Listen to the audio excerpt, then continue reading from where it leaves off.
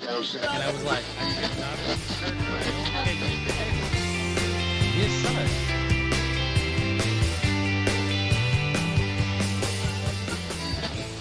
No, we're live. I see it on Restream right in front of me. The video's live now.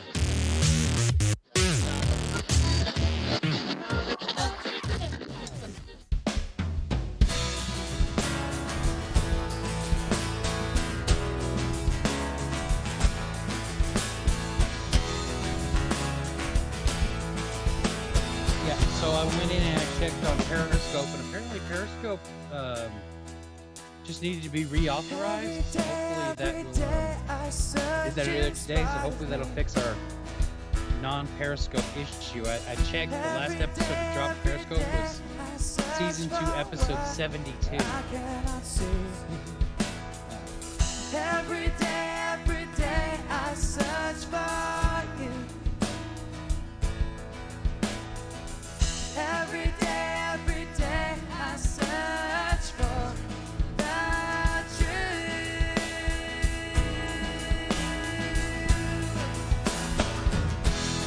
Just can't help falling in love with you.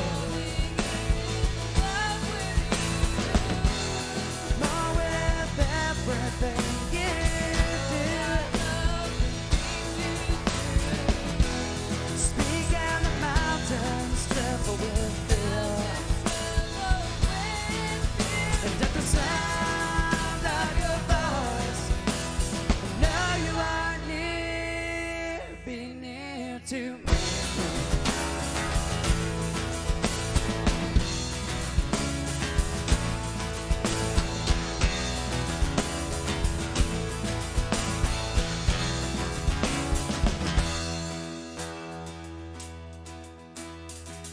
Every day I long deep inside of me. Every day I long for what's plain to see. Every day I long to be with you. Every day I long for the truth.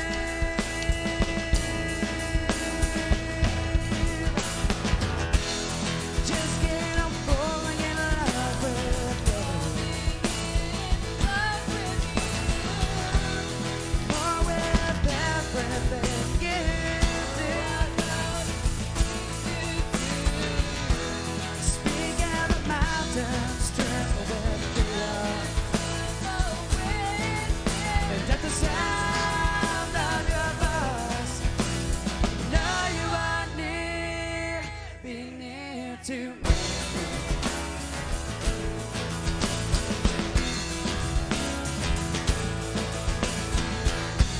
And the rain falls like tears, and most days I cry, but in facing my fears,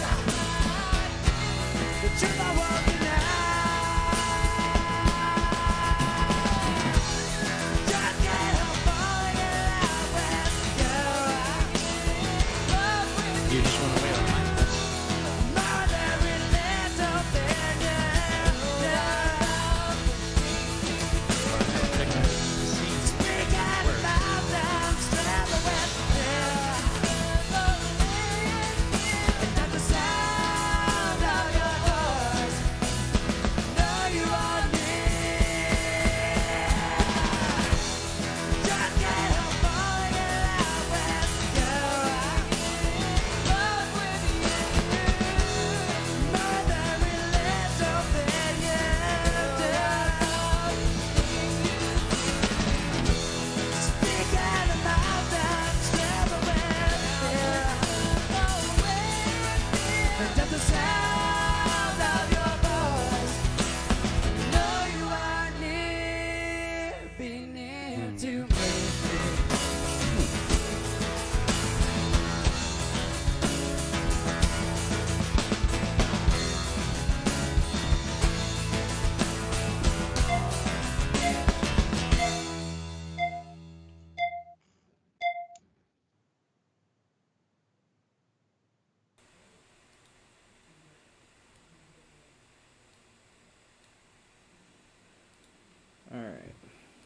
So we are live. We are out there. It is me in the bottom corner, the logo, and you are black. And Okay. complete darkness. But you can hear my voice, right? We can hear your voice. I'm working on trying to figure out what I've broken. Cool. So, welcome to Church Online. I know you can't see me, but that's fine. This is Church Online, brought to you by the Ecclesian House. Over here in the corner of the screen here is Pastor Nooms. He is in Tennessee and is looking for houses for his family to move into. And we're, trying a new technological setup this evening. And so that's why if you're watching, you can't see me. If you're just listening, then none of that made sense to you anyway.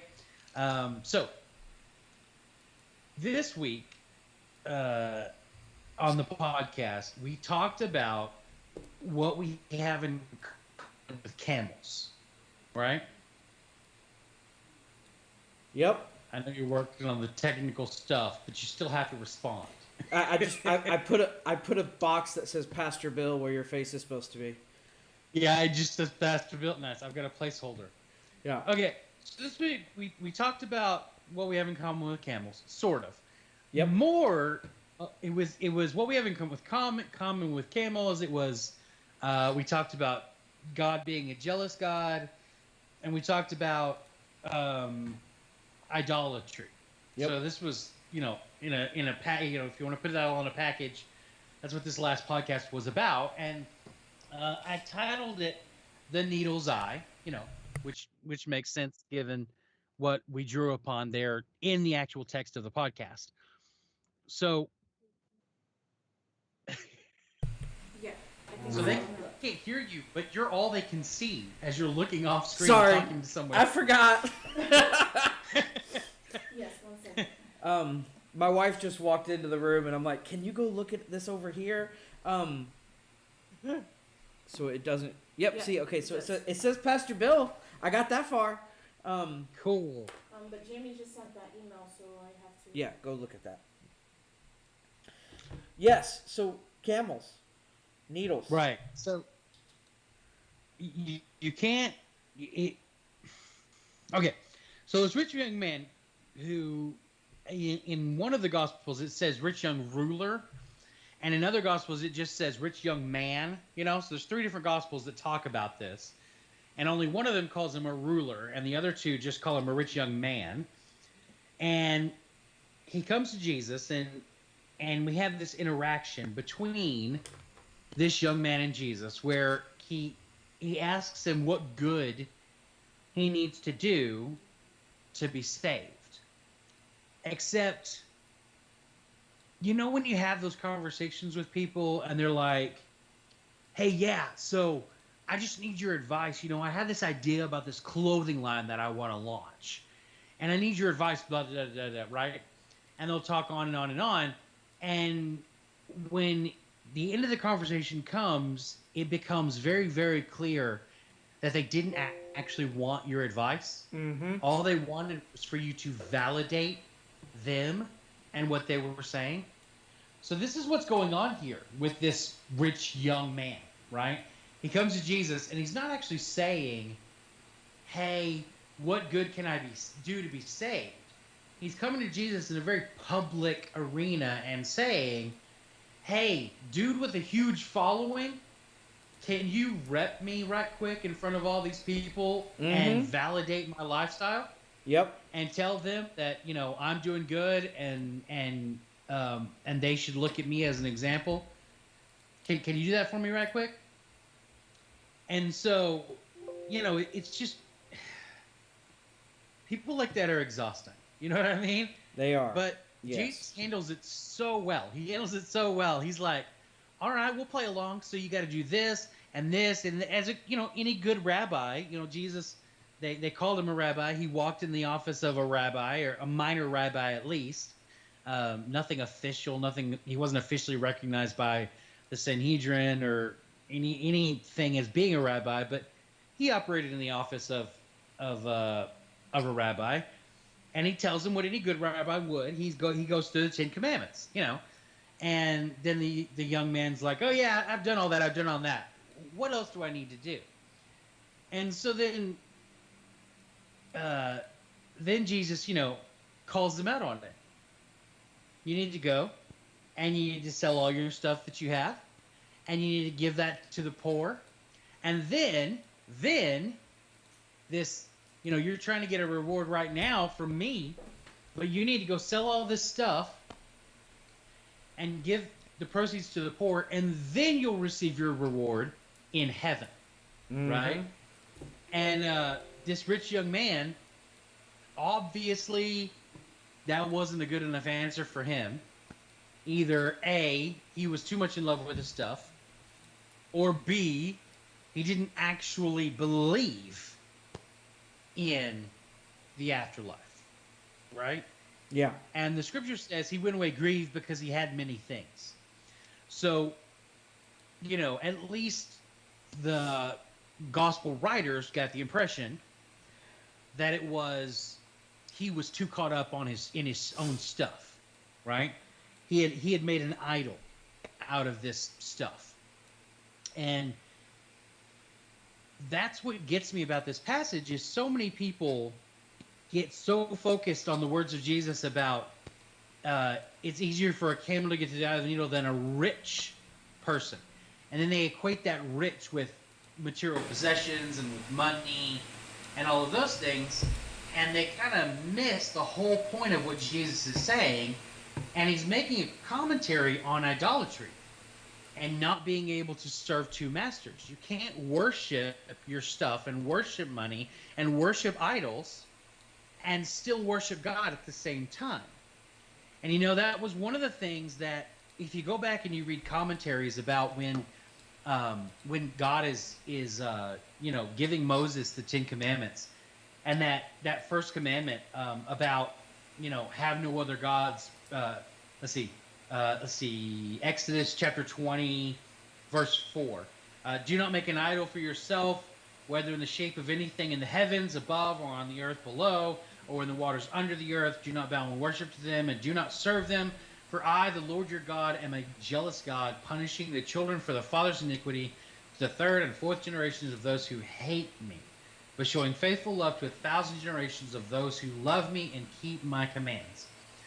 I've yet to find a commentary in all of my, you know, I've got those, 7 or 9, I lose track of how many commentaries I look at, but in all of my commentaries, they all make the point of pointing out that it wasn't natural for the children of Israel to worship only God alone and not idols.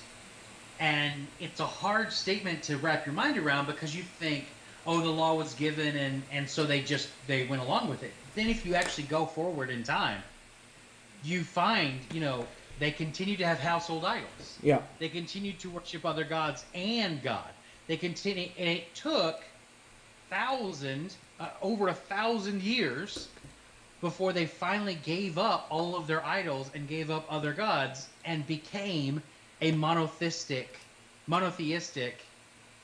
people, a monotheistic religion, Judaism. And so it's just this interesting thing. And then, you know, when Moses is on the mountain and Aaron's like, you know, the people are like, make us a god that we can worship. And Aaron collects their gold and he heats it up and he hammers it into the shape of a cow. And he says, look, this is the God that led you out of Egypt, right? And you read that and you think, well, the audacity, they created another God. Mm-hmm. But when you go back and you read the commentaries, that's not what the commentaries all say. The commentaries say that what happened was that Aaron built an idol of what he thought the God that was in that pillar of smoke and fire looked like. And he said, here you go, this is what he looks like. You can worship this, and it will be the same as worshiping God because this is what he looks like.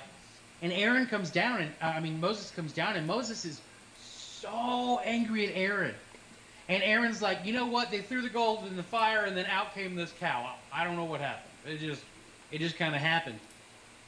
But Aaron hadn't been given the command yet by God to not build idols and not worship idols.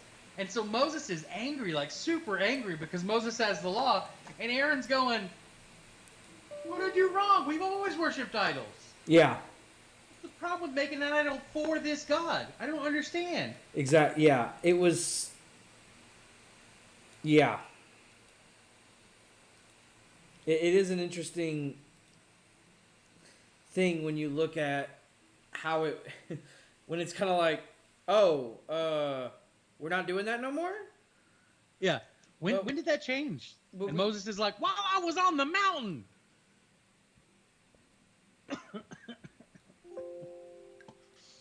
Didn't you get the memo? It's like, no, you're holding the memo. You haven't given it to me yet. Well, actually, at this point, he just broke the memo and had to go back up and get a new copy. True. Wow. Can you imagine the conversation? Moses comes back up and he's like, God, and God's like, yes, Moses. You know, God fully knowing what had happened, and Moses is like, I got angry and I kind of broke the tablets. I'm sorry, what, Moses? I broke the tablets. Can I get a new copy? Moses. And then God. The tablets that I wrote with my hands. Yeah. The tablets that I myself carved with my finger. And so God carves him a new set. Like, oh man. Oh, it's crazy imagining that interaction. But yeah, so people blow past the teaching here with the camel and the needle's eye and all this, and they miss that he's talking about idolatry altogether. And then they start labeling money's bad, rich is bad, materialistic things are bad. And they're not inherently bad. They're not. You can do a lot of good with money and making money and having things. If nobody had things in order to do good for other people, then no good would ever get done. Yeah. You know? And that is definitely something that people forget because they are trying to chase after the wrong thing. They're not trying to chase after what the point is. They're chasing after being what they need to be. And it's like, okay, that's not what the whole point of this is. A relationship. The whole point of this is that, not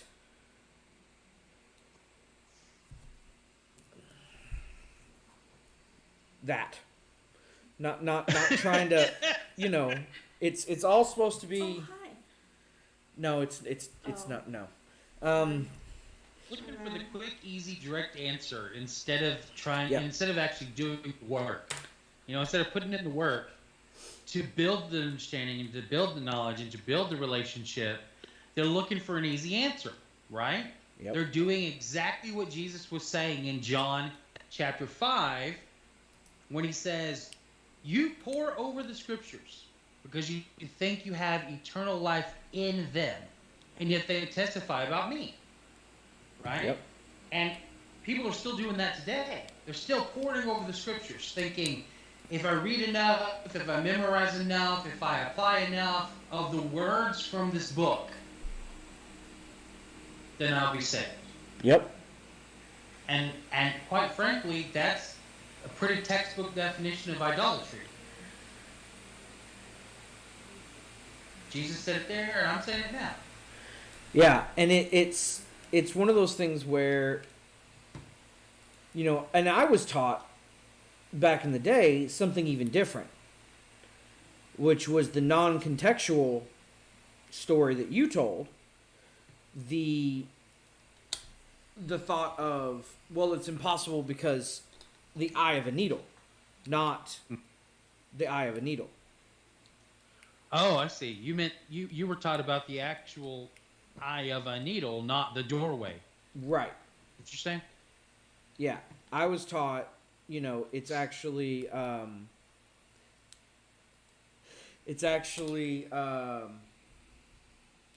eye of a sewing needle.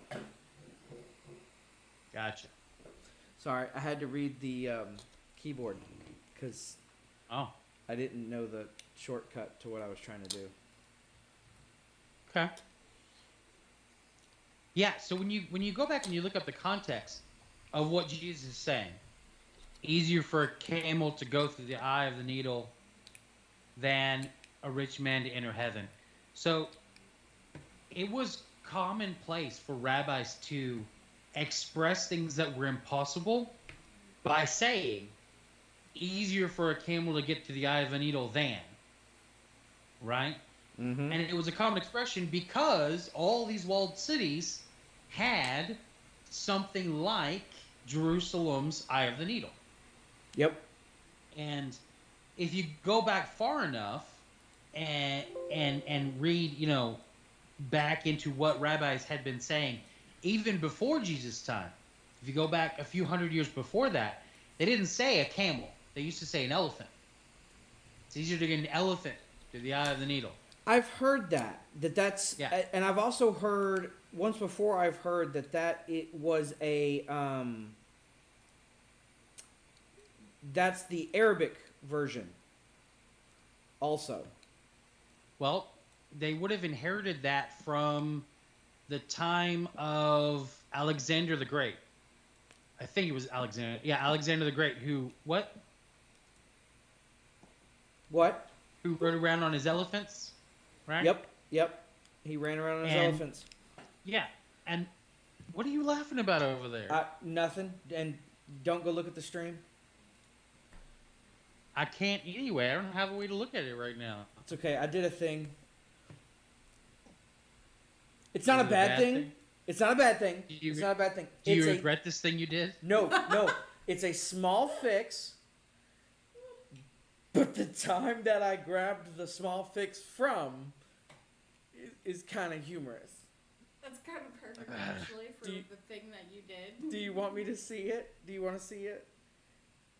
Sure. Share it to teams. Okay.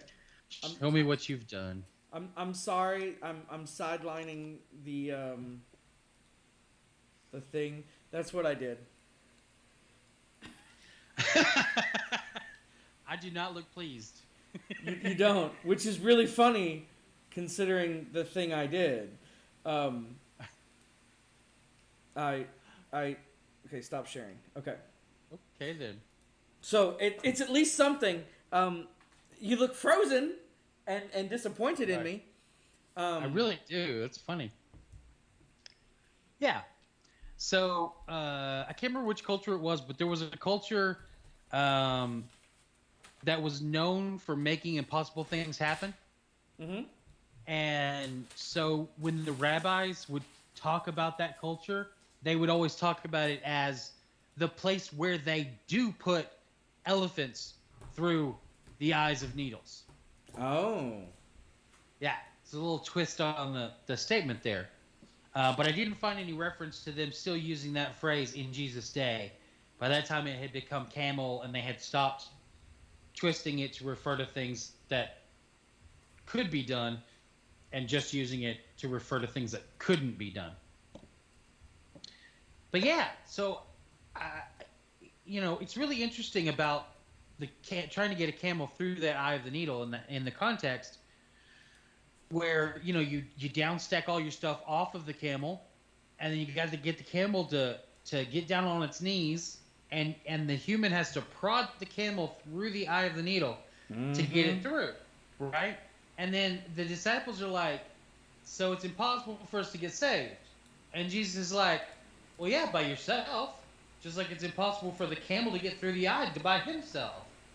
You need help. You need God's help. And I just think that's cool.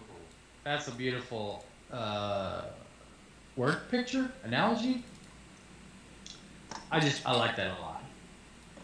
When Jesus is like, yeah, you need help. I'm here to help you. Yeah. No, I agree. It's humorous where it's like, okay, you're just not getting it. Right. They're like, it's impossible, and he's like, yeah, it is impossible. I'm saying it's impossible. Yeah. Without help. And I'm it's- here to help you. It's like, yeah, it's supposed to be impossible. That's the point. The point is, the reason the law was given originally was it's impossible. Yeah, it was to prove Yeah. that you can't do it on your this own. on your own. You have to, because even the old law, the point was to make the sacrifices and do the stuff that they had to do, Right. knowing that this was the temporary fix for the person that was coming in the future to actually do the actual fix. And it's that. And then by the time the person came to do the actual fix, they had forgotten there was an actual fix coming. Yeah. They had rewritten the prophecies to make him into a Gnostic human being that was going to physically save them and set up a physical kingdom on earth. And they'd taken all the spiritual aspect and all the salvation aspect, spiritual salvation aspect, out of it completely. Mm-hmm. I don't know if you can hear Finnick in the other room gleefully yelling at the broadcast. He's in there watching the broadcast and gleefully yelling at you, Uncle Nooms. Well, we'll have our normal after meeting with Finnick. after meeting. Yeah. I added a little text on the stream that says, "Sorry, Nooms can't make the stream work. Here's a picture of Pastor Bill."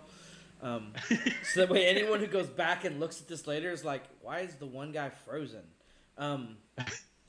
Because Nooms failed. That's why. We're smiling or holding my coffee cup, But I have to say, I do kind of like the nameplates, and I think I'm gonna make them.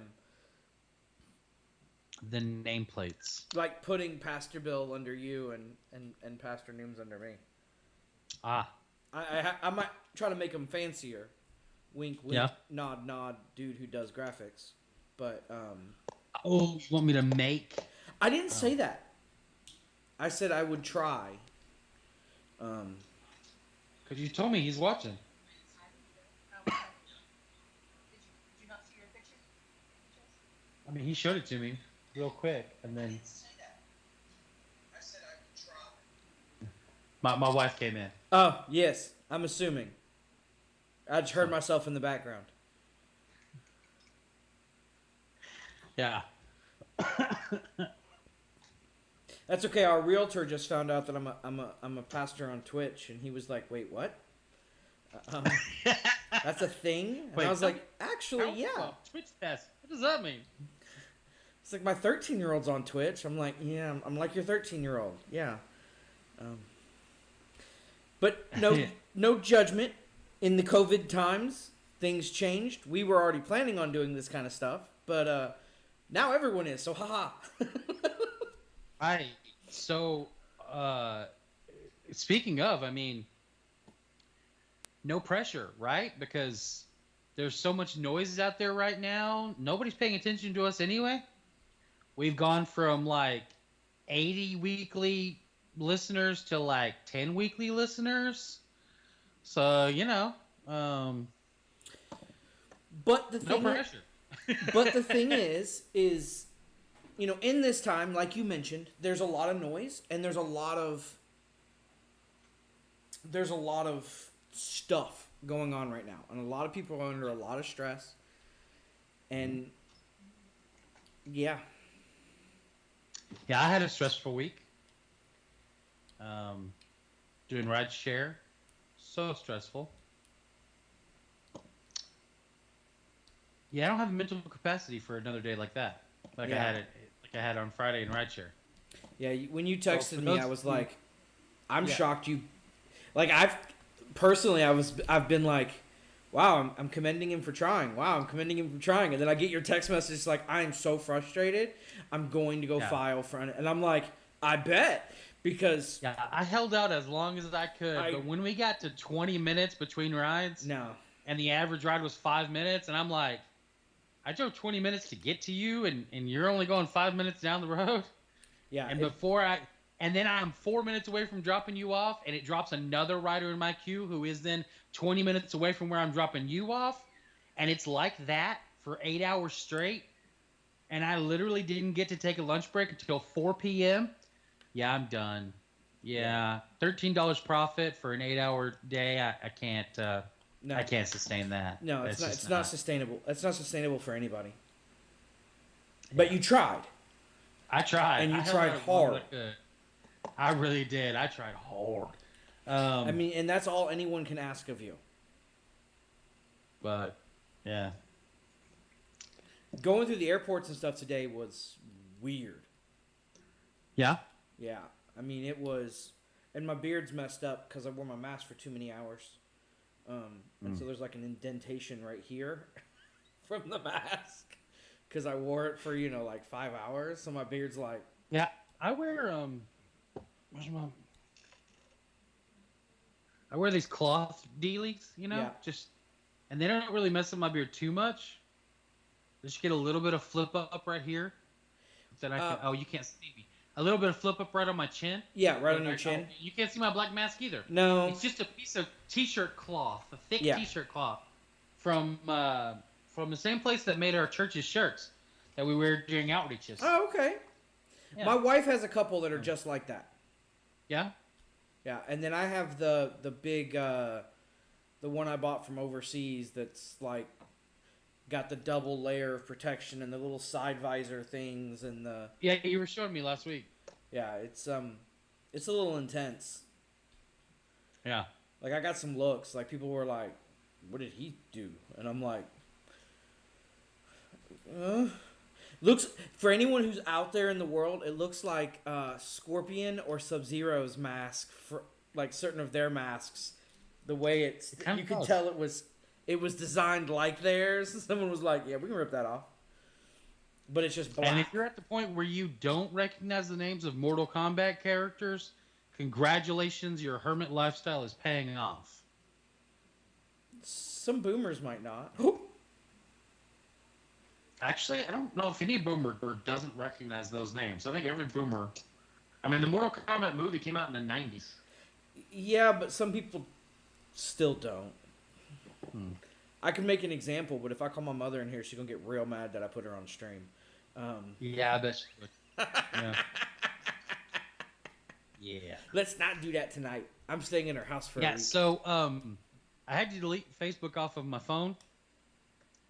'Cause people are getting vicious on there. People need to calm down. I got snippy with someone this week on Facebook. I'll be honest.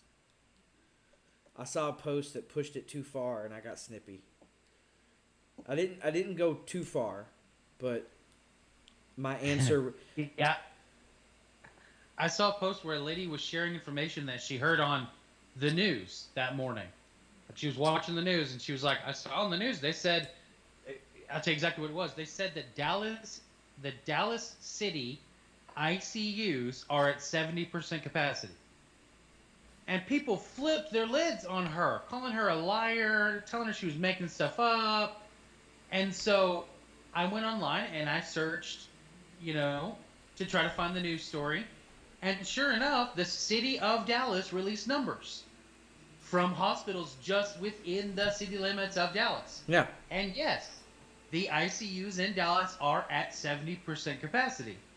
Now, it doesn't say anything about COVID. why they're Yeah, in the ICU. exactly. Doesn't say if it's COVID. Doesn't say if it's car wrecks. Yep. It just says the ICU is at 70% capacity. Exactly. So then I shared a link to it. And then they started attacking me and saying that I was making stuff up and trying to stir up fear. And I'm like, I was just giving you the source that she was quoting. Okay. And it just got too much for me. I just had to delete Facebook off my phone altogether because every day on Facebook is contentious like that now. And I don't got Facebook time has for that in my become life very, right now. very cantankerous and contentious and all those types of things. And it's getting to a point where a lot of people are just walking away from it and favoring other social media outlets. And The only social media I have on my phone right now is TikTok and Rizzle. I have TikTok, and I have Snapchat. See, I never got into Snapchat. I couldn't really wrap my head around it. Oh, then I probably shouldn't send you Snapchats to your Snapchat as my group of people I send them to, because I thought you saw. No, them I've got just- like 3 Snapchat accounts, and I don't have them logged into any of them. That's I how I don't am even with have my. the app on my phone. That's how I am with my Twitter. I opened a new Twitter because you can only share things from the Switch via Twitter. Or Facebook, but I didn't want my personal Facebook in places, just anyway. Again, I don't want Facebook anywhere. So I was like, I'll create a new Twitter that's Pastor Nooms, because that's my streaming name, as everyone knows if they're watching on Twitch, because, well, that's my name on Twitch. So, but it's just funny because it's like, I'll get a notification and I'm like, I have Twitter. Where is that? I should open that. That's Where is funny. that? Yeah, so I was listening to I've been listening to a podcast called The Art of Manliness. Have you heard of The Art of Manliness? I have not. Okay, so it's not a Christian podcast, but it's a clean podcast. They drop from time to time. They'll drop a soft swear word, but nothing too intense. And they do a lot of psychological based things, and it's all about self betterment and that kind of. And so I started listening to that, and then there was a guy on. I can't remember when he was on the show, but he was talking about with Twitter that positive tweets are 700 times more likely to be retweeted than negative tweets.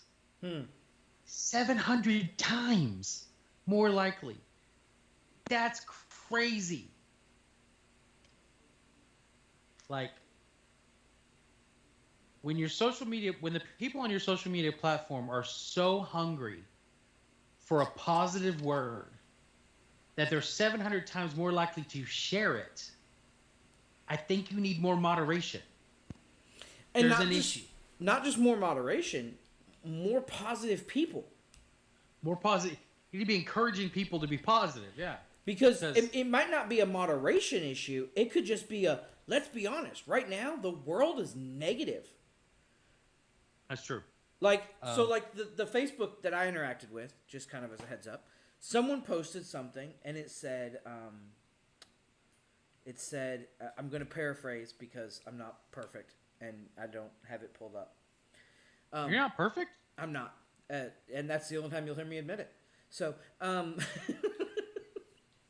Wow. So it was basically like, I will never get a microchip implanted in my body because I won't let someone put the mark of the beast in me.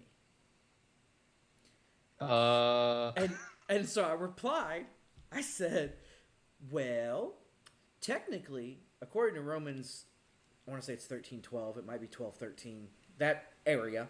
I don't even have eSword pulled up because I was trying to do all the other technical stuff I messed up on. So I said, technically, according to that, you could have it in your fingers, your left hand, either arm, your chest, your legs, your back, your feet, your toes, the back of your head, your face, pretty much anywhere other than the back of your hand and your forehead, you're safe. So if you're going to implant it anywhere there, great. Now, be careful if they're trying to put it on the back of your hand or your forehead. And it was, I know it was facetious, but it's just that kind of fear. You mean Revelations? Because you said Romans. I meant Revelations, yes. It's that kind of fear-mongering that's going on so much in our society nowadays, though, where it's like people just want to spread the negativity. They're not trying to look at betterment of society. They're just looking at what can I be afraid of. Right. And what can I grab and say something about? To which my father responded to me and said, "Why aren't you working?" And I was like, I'm in a meeting. I'm in a meeting. I was gonna try to look up the scripture so I could just go ahead and read it that talks about the mark of the beast. But then I can't find it. It's not 13:12 or 12:13. I'm looking. Uh, I forget how much my dad shares on Facebook. yeah. He's on Facebook a lot. It does talk about the beast in chapter 13, though. Look around verse 12-ish, 13-ish.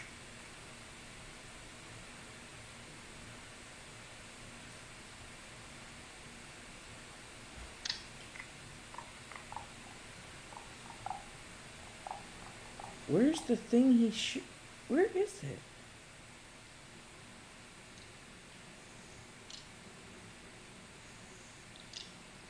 Is there a way on Facebook I can find where I've commented on something?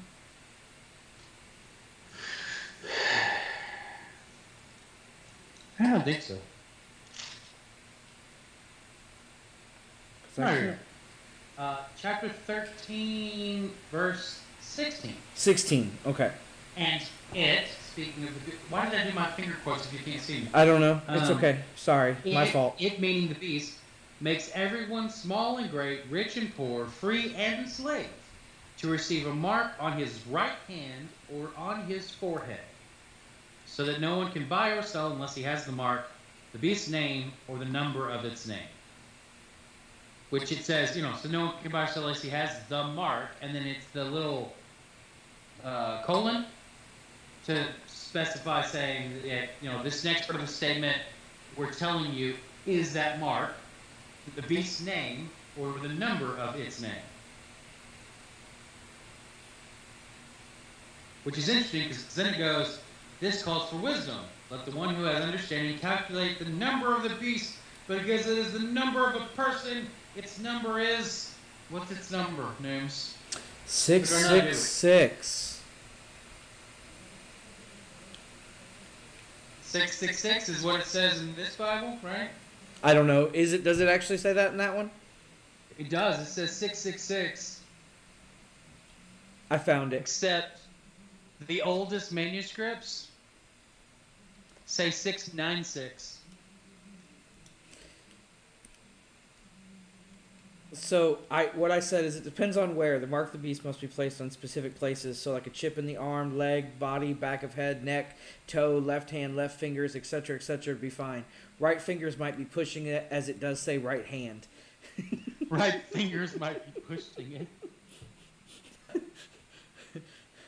And then the reason I was looking was because it's Revelations 13:16. And then no one commented back.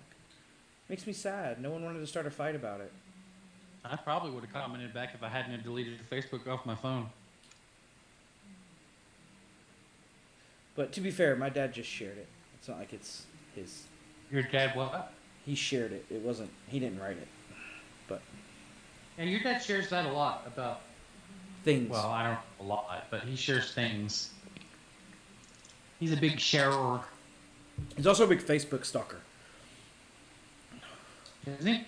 Yeah, like when I had to reach out to a friend about something, he was like, "Oh, his brother does that." What? Uh-huh. Yeah, his brother's a realtor. He said something about it a few months ago. Oh, okay, I'll reach out to him. I do that too. We're like, somebody will friend me on Facebook, and then we'll be having a conversation, and I'll be like, "Oh yeah, when you went to da da da," and they'll be like, "How'd you know I went to that?" We're Facebook friends. You've given me access to all of your life secrets. I don't understand. Didn't you go look at my Facebook? If you look at my Facebooks, either of them, either of the three technically, because I have two Facebook, one Facebook for my persona, one Facebook that's a streaming Facebook, and one actual personal Facebook. I never post to any of them No. unless it's just a weird day.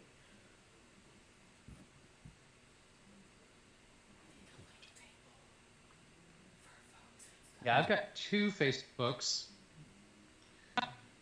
The one that I use, and then one under the name of William Andrew Shea, and that's the one I give to potential employers. I give to coworkers that I used to work with that I don't want to interact with.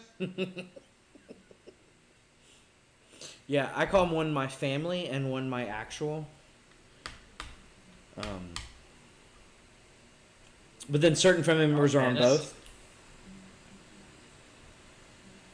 Pull up the e-store. In there.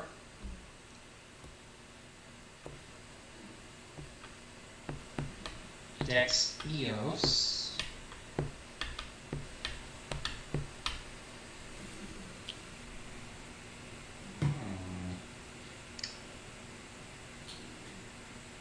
Right side hand. Over their forehead. Yep. It's pretty directly translated. Yeah, so that's why I'm fine with it back of the neck. If you want to jack me into the Matrix, I'm okay with that. But I think it's interesting that it the way it's written, it indicates that it's something you're going to be able to see. Yeah. When you look at someone, you're going to physically see it on their skin. When you look at their skin, you're going to physically see that they have it, you know? It's not like it's just what a it chip that implies. you can insert it and hide it.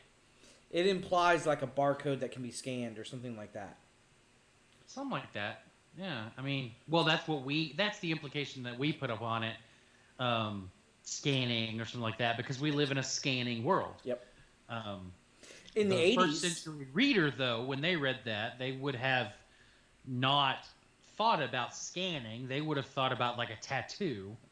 In the 80s, they thought about. I had heard teachings about, like, that it was going to be a spiritual symbol floating above your hand, basically. That it would be, because it was people back then trying to explain things that they couldn't figure out what it might be, so they were just grasping at straws, being like, kind of like it'll be a giant window in the sky that opens up, and that's how you'll see the prophets. And you're like, nowadays you're going, no, that's called a phone. That's the internet. Yeah. Everything is live streamed all the time now. Yeah. It's going to be on live streams. Yep. The whole world's going to see it at the same time. Well, how would that happen? Well, we're there. Yeah, I can log into the Fort Worth Zoo and just check out how the gorillas are hanging.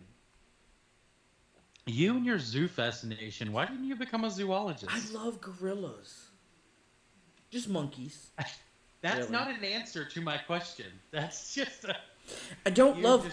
Because I don't love all animals. That's one reason. Reason two, they all poop. I just like watching them. I ain't cleaning up after them. Poo. You just want to watch the animals. Right.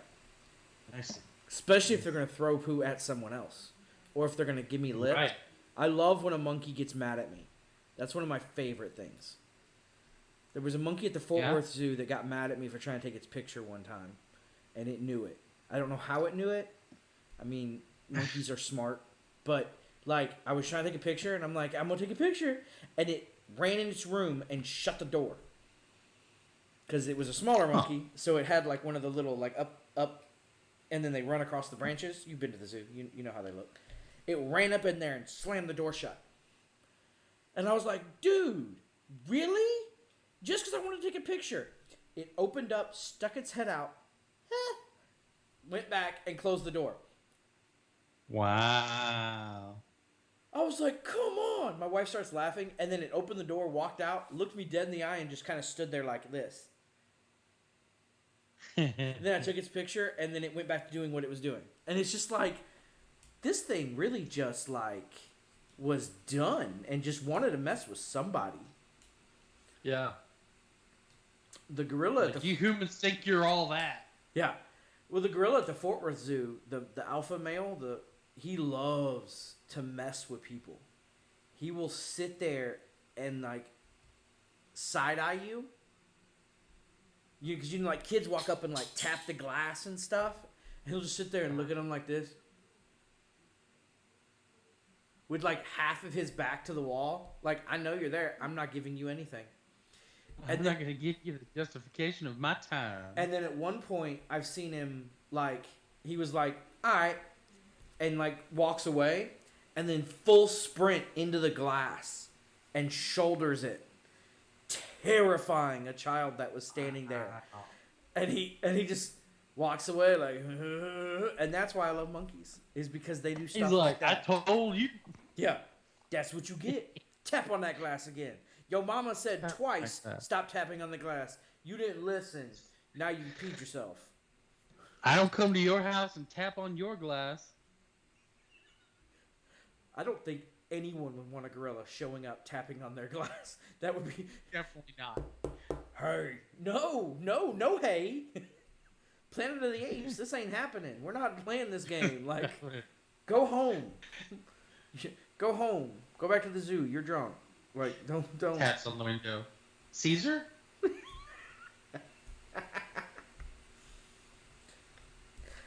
All right, 7:26. Next week's podcast that comes out in 30 minutes is... Actually, Oh. we're shifting that around a little bit. Really? So the audio podcast will come out at midnight tonight. And the live video will come out on Wednesday evening at 7. Really?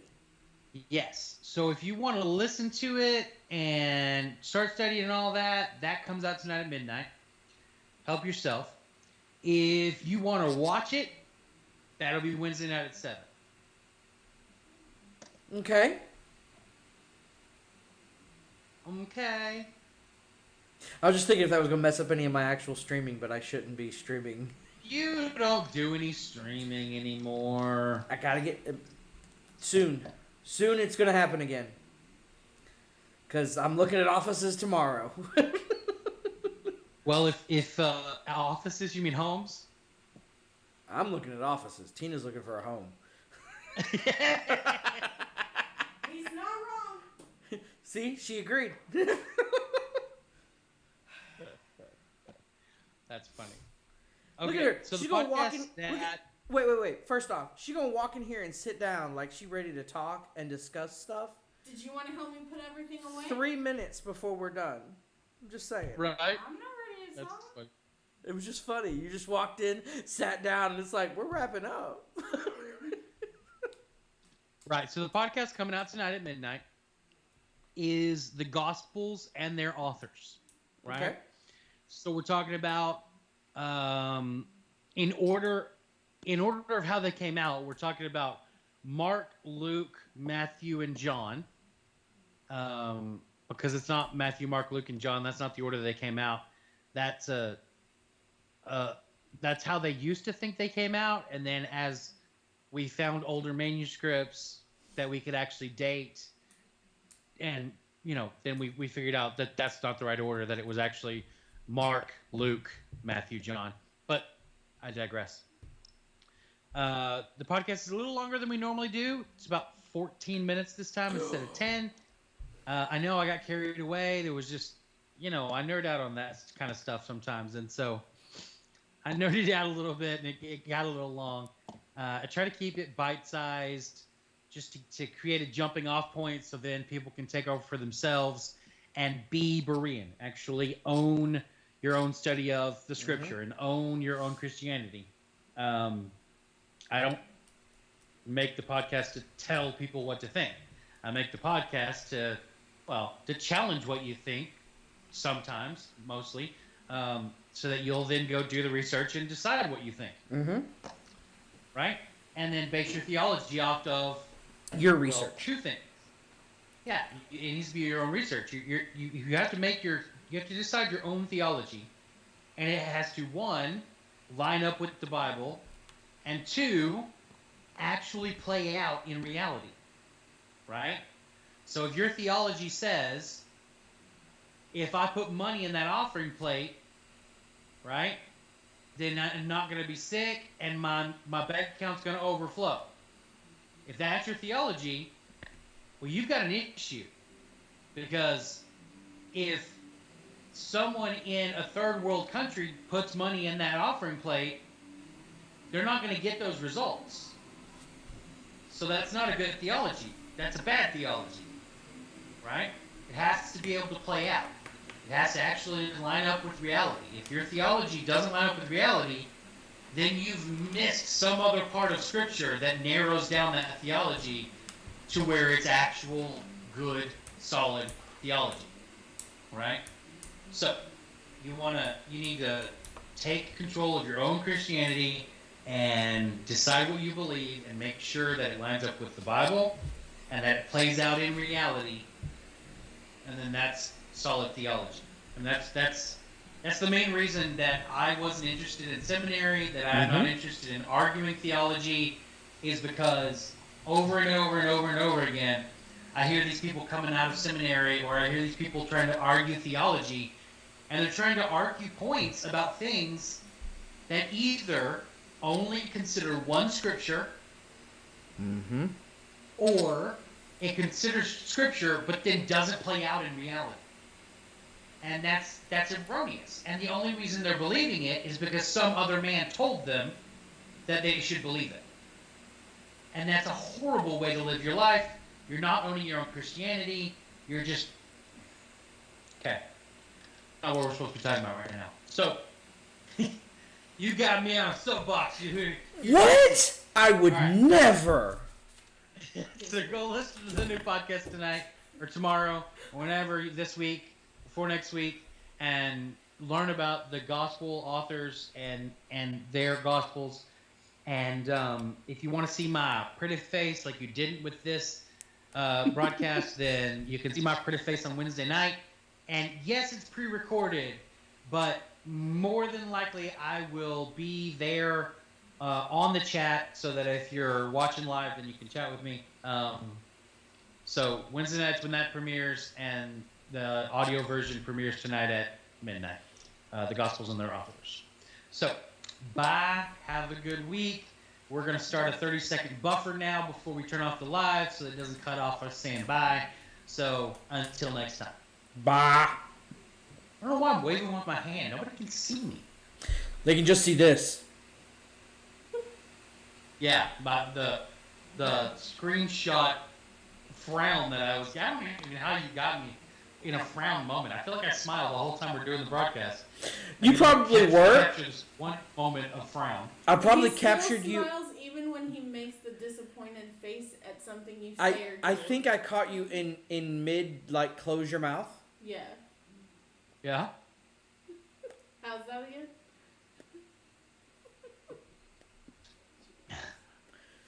Okay, I'm gonna end it now.